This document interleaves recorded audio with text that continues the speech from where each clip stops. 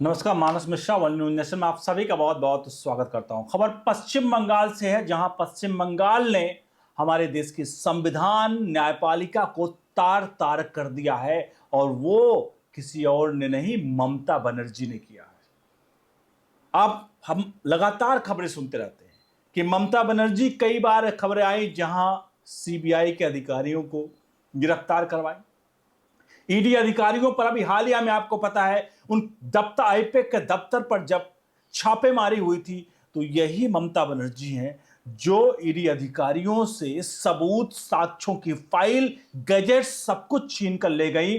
उसके बाद supreme court खुद पहुंचती हैं और सुप्रीम कोर्ट में हो हंगामा मचाती हैं और खुद अपने केस की पैरवी करती हैं।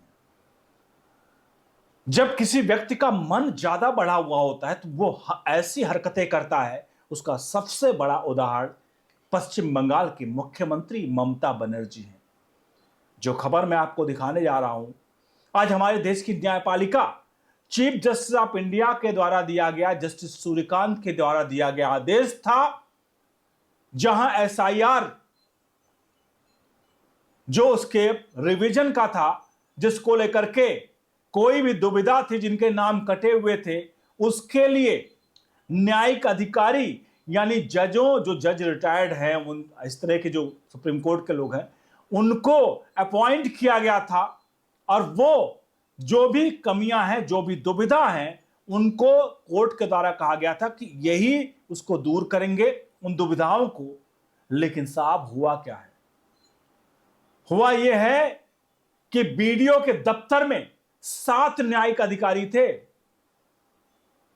वो 7 जज लेवल के अधिकारी थे, जज थे, जिनको सुप्रीम कोर्ट ने, चीफ जस्टिस ऑफ इंडिया ने आदेश दिया था कि आप इस मामले को सुलझाओ, जिसके नाम गलत कटे हुए हैं उनको बताओ, जो मतलब उनको सही करो। अगर किसी के नाम सही में वाकई में कटे हैं तो वापस नहीं जोड़े जाने चाहिए। ये प्रक्रिया चल ही रही थी कि ममता बनर्जी ने फिर से वही सीबीआई, ईडी के साथ जो किया, अब की बार 7 जजों के साथ भी यही हुआ है। शाम 4 बजे से रात के 12 बजे तक पूरा ड्रामा चला है वीडियो दफ्तर के सामने। और वहां पर हिंसक भीड़ सड़क पर नारे लगा रही थी बाहर, और वो हजारों की संख्या में ऐसा लगता है भीड़ थी। और वहां पर ऐसे नारे लग रहे थे कि मानो लग रहा था कि कोई पाकिस्तान में या बांग्लादेश में जिस तरह के हिंसक झड़पें होती, वहां पर नारे लगते हैं, उस तरह के कृत्य वहां पर देखने को मिले। चलिए बताते हैं पूरी खबर। अनुरोध करेंगे, ममता बनर्जी के इस कृत्य को आप कैसे देखते हैं? क्या आपको लगता है कि ममता बनर्जी ने जो ये कुछ किया है, क्या ये आज के समाज में जायज है? क्या जो लोग संविधान पॉकेट में लेकर घूमते हैं, राहुल गांधी, क्या राहुल गांधी एक बार भी एक शब्द भी बोलेंगे? और जितने भी कह रहे थे कि 2024 में बीजेपी आई, मोदी आए तो संविधान खत्म कर देंगे, ये संविधान बचा रही है क्या? जहां सुप्रीम कोर्ट आदेश देता है और 7 जजों को अपहरित कर लिया जाता है, एक कमरे के भीतर उनको बंधक बना लिया जाता है। चलिए बताते हैं पूरे मामले का एग्जैक्ट प्रकरण क्या था, क्या हुआ है। असल में पश्चिम बंगाल के मालदा जिले में कालीचक एक इलाका है, जहां खबर ये आई कि शाम के 4 बज रहे थे। शाम के 4 बजे 7 न्यायिक अधिकारी, जो एसआईआर यानी स्पेशल इंटेंसिव जो रिवीजन वाली जो लिस्ट है, जिसको लेकर के फाइनल मोहर की तरफ बढ़ रहे थे, यानी वोटर लिस्ट संबंधी काम देख रहे थे। लेकिन अचानक से बीडीओ दफ्तर के बाहर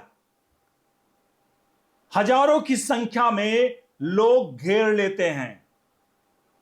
ममता बनर्जी महामुख्यमंत्री हैं, लोग घेर लेते हैं और शाम को 4 बजे से लेकर के रात 8 से 9 बजे तक 7 जजों के लेवल तक के अधिकारियों को बंधक बनाया जाता है।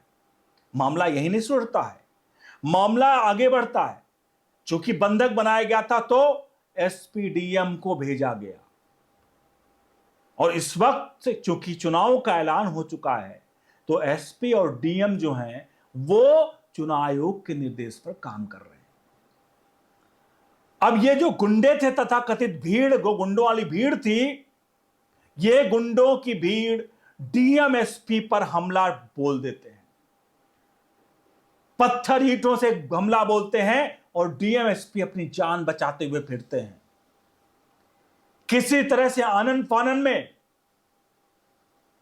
अधिकारी इस भीड़ से बचते हुए उन 7 अधिकारियों को, जिनकी स्थिति वाकई में खराब हो गई, उन 7 अधिकारियों को किसी तरह से अपनी जान पर खेल करके बचाते हैं।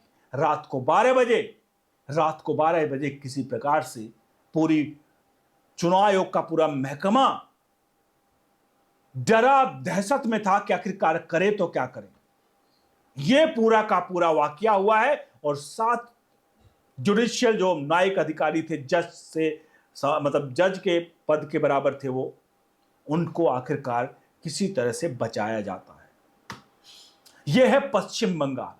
मैं पाकिस्तान की खबर नहीं सुना रहा था, मैं बांग्लादेश का खबर नहीं सुना रहा था, या अफगानिस्तान का, इराक का। मैं हिंदुस्तान के पश्चिम बंगाल की बात कर रहा हूं, जहां ममता बनर्जी मुख्यमंत्री है। यह है पश्चिम बंगाल का हालत। अब इस पूरे प्रकरण पर सुप्रीम कोर्ट की भी टिप्पणी आ गई है। सुप्रीम कोर्ट ने साफ तौर पर इस पूरे मामले पर, इस घटना पर कड़ी आपत्ति जताई है और यह कहा है कि यह गणना जो की कोशिश की गई है इसकी, यह कानून व्यवस्था को कमजोर करने की बात की गई है। साफ कहा गया है कि इसकी जांच सीबीआई या एनआईए को जांच कराने के निर्देश दिए गए हैं और राज्य सरकार को, यानी ममता बनर्जी को, इस मामले में फटकार लगाई गई है। यह पूरा का पूरा घटनाक्रम है। हमारे देश में राज्य सरकारों की जिम्मेदारी क्या होती है? अगर चुनाव है, राज्य सरकारों की जिम्मेदारी है कि चुनाव आयोग के अधिकारी जो हैं उनको सुरक्षा प्रदान करें। लेकिन राज्य सरकारें अपने गुंडों को खुला छोड़ रही हैं। करोड़ों की संख्या में नाम काटे गए हैं पश्चिम बंगाल में। और ये कौन है पश्चिम बंगाल के नाम काटे हुए नाम? ये सारे नाम बांग्लादेशी, अवैध बांग्लादेशी रोहिंग्या, जो आधार कार्ड, पैन कार्ड सब कुछ आकर यहां बनवा लिया था और वो यहां पर अवैध तरीके से रह रहे थे। अब जब डॉक्यूमेंट्स मांगे गए तो उन सबके नाम काटे गए। अब चूंकि ये वोट बैंक ममता बनर्जी का था, तो ममता बनर्जी इस हद तक गिर गई कि ममता बनर्जी ने आव ना देखा ताव, उन्हें लगा कि आखिरी वह है जुडिशियल जो ऑफिसर है। अब तक तो हमने सीबीआई, ईडी को देखा ही अपहरण करते हुए, जुडिशियल मतलब न्यायिक अधिकारियों का भी अपहरण करवा लिया। अब आप खुद सोचिए, राहुल गांधी का मुंह से जो जबान है वो सिल गई है, नहीं बोल रहा एक बार भी वो नहीं बोल रहा कि भाई क्या हुआ है, चुपचाप जुबान सुलकर बैठा हुआ है। क्योंकि संविधान तो बीजेपी खत्म कर रही है, ये संविधान का क्या कर रहे हैं? ये संविधान का क्या कर रहे हैं?